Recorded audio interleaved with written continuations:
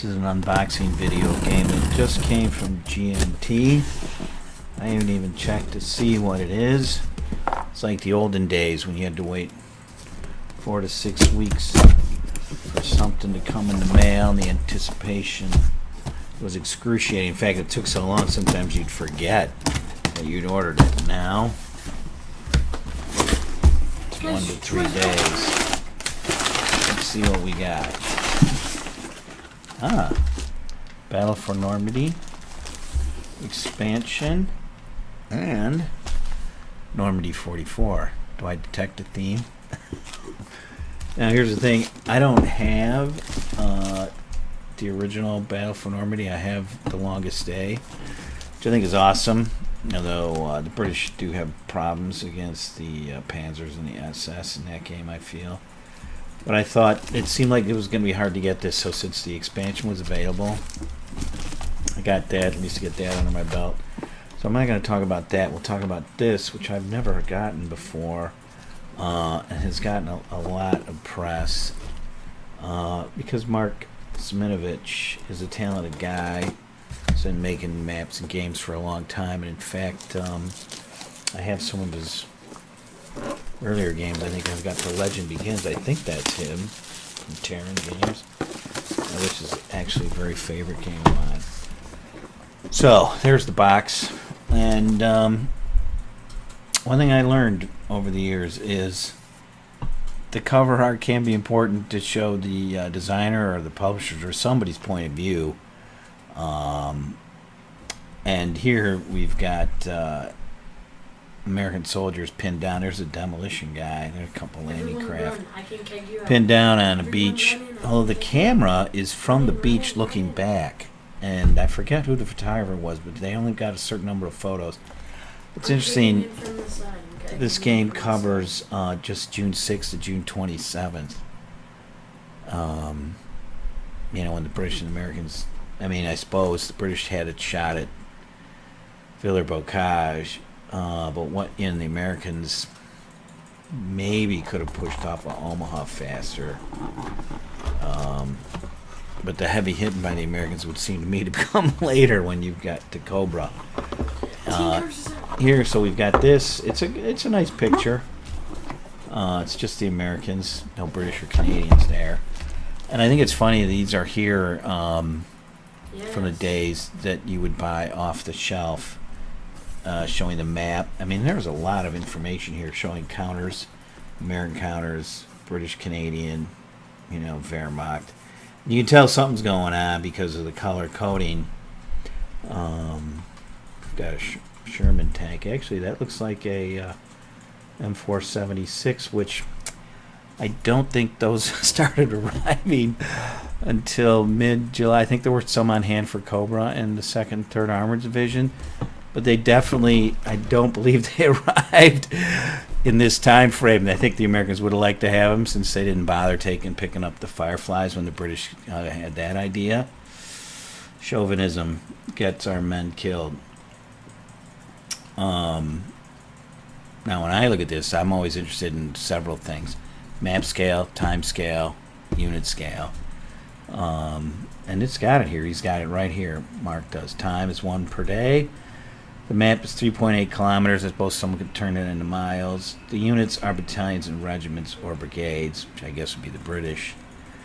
And that's important. And I suppose the map scale, and I know from reading about this and from Ardennes 44, Simonitch has this Zachbond thing because he's got a regimental game.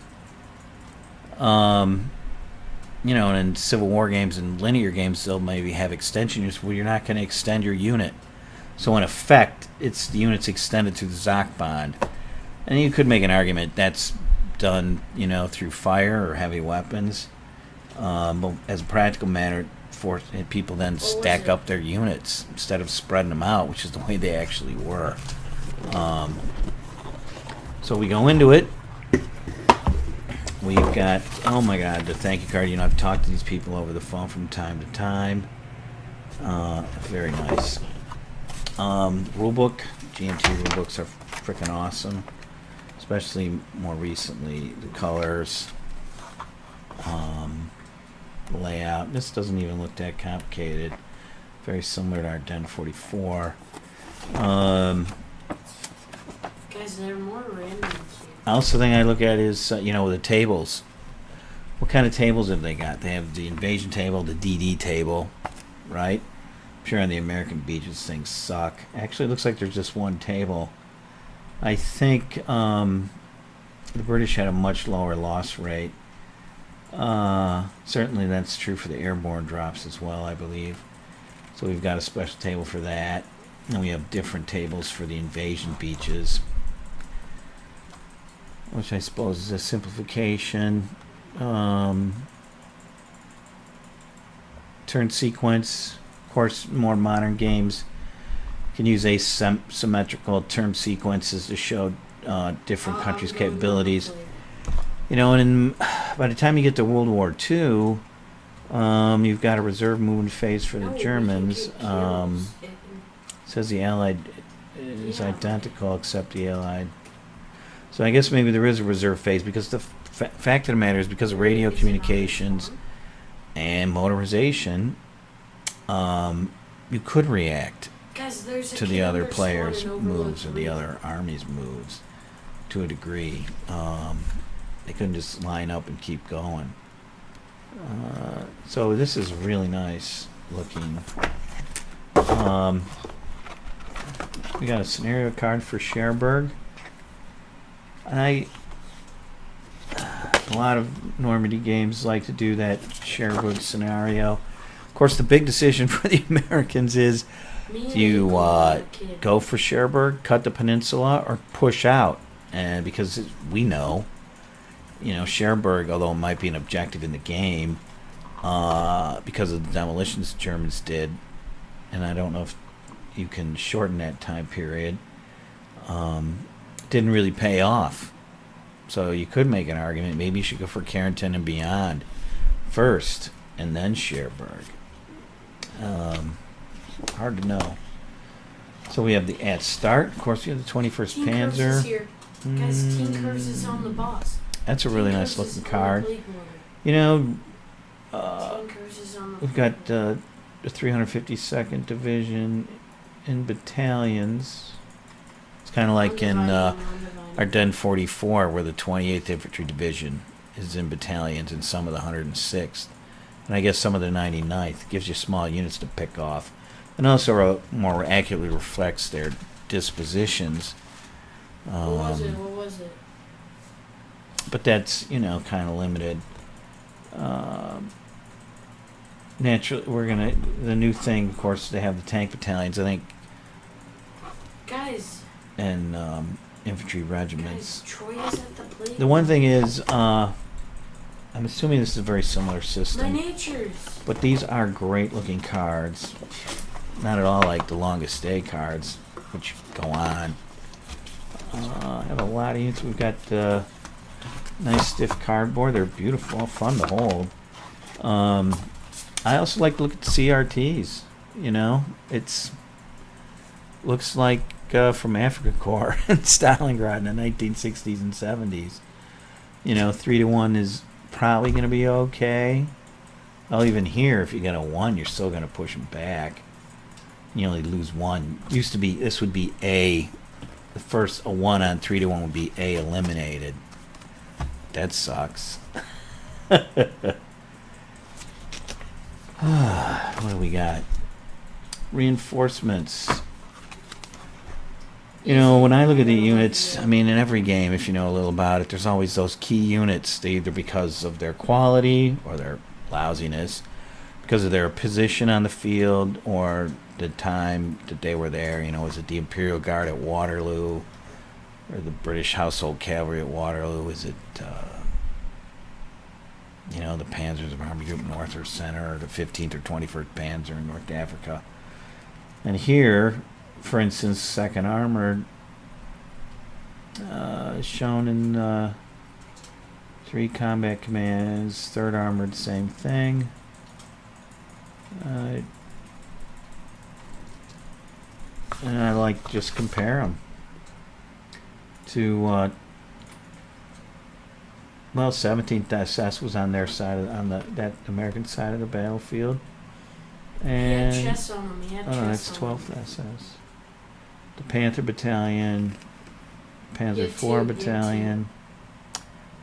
Yeah, he got. So if you top. total it He up, got 12th SS, of course it was a 20,000 man division. What was it? What was it? It's got,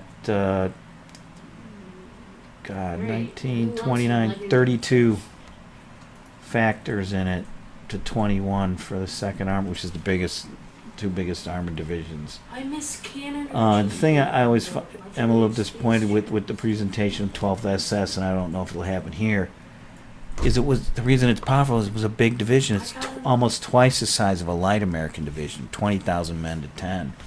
And the stacking point should reflect that. We'll see. But units are certainly cool looking. British have to deal with 21st Panzer. And I was just checking, they actually had 100 Panzer IVs. They had quite a few. Counters. I got Two counter sheets. And they're really nice looking. I imagine the circle means no zone of control. Overload 3. Those are corps headquarters. He uses the armored artillery shift. What do we have here? Oh, that's Lair. I'll be darned. Panzer Lair looks a little anemic. Hit him, hit him, hit him. 2nd Panzer had a lot of Panzer Vs, Panther tanks. I don't know. These tank values might be a little light. Oddly enough, the German armored divisions at the start of the Normandy campaign, some of them had 200 tanks compared to the American 168. So the kind of the reverse of the what you might ordinarily think. Let's see, 10th SS. Yeah, they're missing their Panther Battalion. I think that's right. Then of course there's the question of what about the Tigers? The Tigers. Oh boy, we gotta get. Yeah, well, they give them a red here. I'm assuming that's their armor rating 5. I always like to see how they do the key units. You know, the sexy units, the all-star units, if that's the term. I mean, of course, the American Army's not really an all-star. It's kind of uniform. But that wasn't quite true, and they certainly improved over time. So this is all very beautiful looking. And then the map. And it looks like it's one map, which is not your typical Normandy game. Holy smokes, look at that. Oh, guess what? There's Kane. Bayou. So how is the terrain represented? You know, in the longest day game, that the forest there is much larger, and you know, a lot of these games, the Martinville Ridge, where the I can't remember which infantry division it was, came down that ridge to pinch out St. Lo, and there were a couple important hills here and around La Haye du Pont. He's got a little bit. I don't know. He's got some hills there. You know, Mark is a map guy going way back, I think. I hear people talking. This is pretty interesting. He's got these, the main highway. That's the Route Nationale that ran down to Cherbourg. Unless it's the railroad. And then minor roads. Some smaller towns, and then I guess what we have is just a ton of bocage, because the map ends at Granville. I mean, I don't even think the Americans got, because Cobra was launched from along this highway here from Lassay to St. Lo, and they didn't get till there till mid-July, and this game only goes to June 27th. So they got their work cut out for them. And the British, Where's Villar's Bocage? Here it is. So 7th Armored got to here by whatever it was, the 1920th, just before the storm. Before they got kicked back by those Tiger tanks. Well, they knocked out a lot of them in the town with 57 millimeter anti-tank guns and Cromwells, I need help. which is pretty gutsy. So I don't know. So the British, I guess, will spend most of their game here, unless they can get down to these hills. I don't know. I have mixed feelings about a Normandy game that only covers that, and it seems to be the fad. MMP's game, I think, is the first 10 days, and somebody else has got just the beginning. I can't think of who it is, but interesting looking die, gold pips. Certainly a beautiful looking game. I have more to say later.